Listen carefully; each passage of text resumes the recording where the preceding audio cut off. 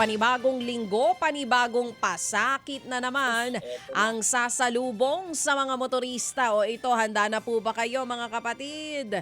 Magdasal, magnilay at mag-alay ng kambing dahil may panibagong taas presyo na naman po sa produktong petrolyo ang pinangangambahan. Totoo po yan. Base sa pagtataya po ng oil industry sources, posibleng ang madagdagan ng 11 hanggang 12 pesos ang kada litro ng diesel. Sa gasolina naman, posibleng hanggang 3 piso ang patong sa kada litro pero posible pa raw na walang pagbabago sa presyohan ng gasolina ay sana naman. Kaya sa mga naghahabol makamenos, mabuti pong magpagasolina na ng maaga. Ngayong araw inaasahang i-anunsyo ng mga kumpanya ng langis kung magkano po ang magiging dagdag sa presyohan.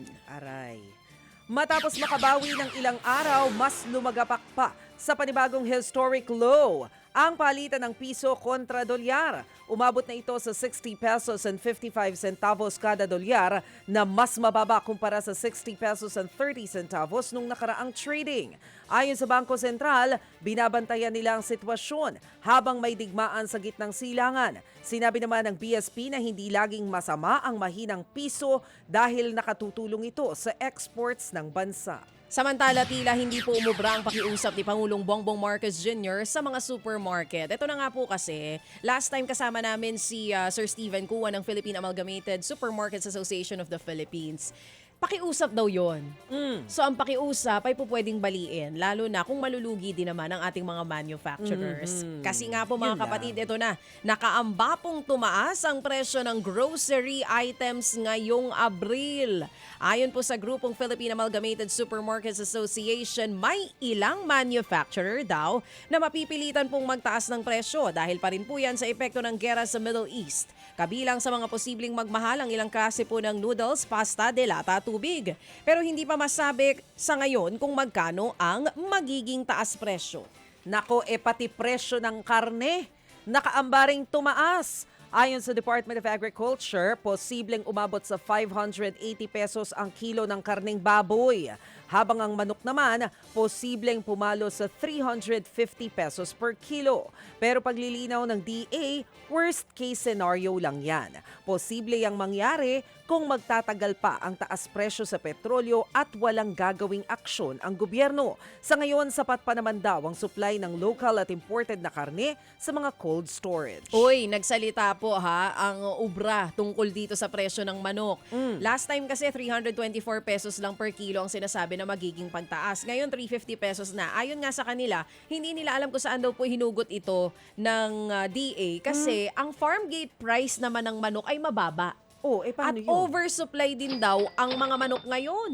Hindi na nga daw bumibili yung mga mamimili. Yun ang problema nila. Oversupply yung manok, wala nang bumibili dahil nagtitipid. Anong gagawin ng DA? Oo, kung ang farm gate price ay sobrang layo naman po sa mga presyohan sa mga palengke. Mamaya makakasama po natin ang DA Secretary. So isa ito sa mga concerns na dapat ay masagot nila. Samantala sa iba pang balita, isinusulong po ang isang panukala sa Kamara para mas mabilis na makaresponde sa mga krisis sa ekonomiya. Ayon kay Negros Occidental Representative Javier Miguel Benitez. Layunin ng Rescue Act na magkaroon ng handang sistema sa panahon po na may emergency o sakuna. Kabilang po sa panukala ang 50 billion pesos na Bayanihan Economic Stabilization Fund na maaaring magamit sa loob po ng 72 hours matapos nga pong magdeklara ng krisis. Magtatatag din po ng National Economic Resilience Council at Early Warning System para agad matukoy ang mga peligro sa ekonomiya. Kabilang po sa matutulungan ay ang mga driver, mangingisda, OFW at maliliit na negosyo na apektado ng pagtaas ng presyo ng langis. Layunin ng panukala na masiguro ang agarang tulong katulad po ng cash aid, subsidy at ibang proteksyon sa panahon ng pambansang krisis. Kailangan pa po ba talaga ito? Sa dami na po ng mga ahensya natin? Sa dami ng komite? National Economic Resilience Council. Mga kapatid, para sa iba pang mga balita at impormasyon, sundan niyo po kami sa X, Instagram, Facebook at syempre sa TikTok, True Network PH. Mag-subscribe din po kayo sa aming YouTube channel, True Network. May website din po tayo, truenetwork.ph At pwede nyo rin po kaming mapanood sa Channel 19 ng aming True FM TV. Lagi pa rin makinig sa radyo dito po sa 105.9 True FM dahil dito, laging true sa'yo, kapatid. Tayo sa totoo, tunay at tapat.